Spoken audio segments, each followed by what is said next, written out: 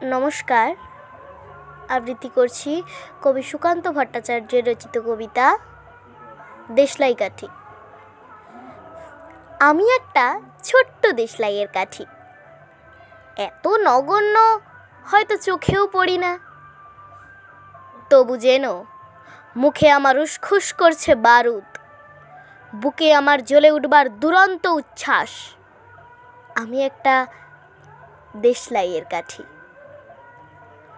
মনে আছে সেদিন হুলস্থুল বেঁধেছিল, ঘরের কোণে জ্বলে উঠেছিল আগুন।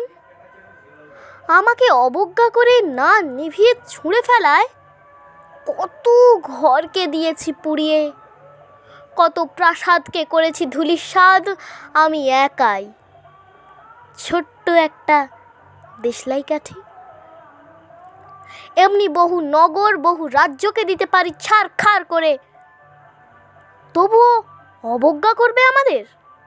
মনে নেই এই সেদিন আমরা সবাই জ্বলে উঠেছিলাম একই বাক্সে, চমকে উঠেছিলে? আমরা শুনেছিলাম তোমাদের বিবর্ণ মুখের আর্তনাদ।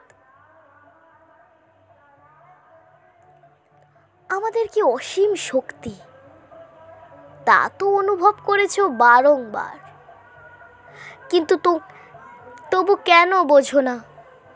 আমরা বন্দি থাকবো না তোমাদের পকেটে পকেটে, আমরা বেরিয়ে পড়ব, আমরা ছড়িয়ে পড়ব শহরে গঞ্জে গ্রামে, দিগন্ত থেকে দিগন্তে। আমরা বারবার জ্বলি নিতান্ত অবহেলায়, তা তো তোমরা জানোই, কিন্তু তোমরা তো জানো না কবে আমরা জ্বলে উঠব সবাই শেষবারের মতো।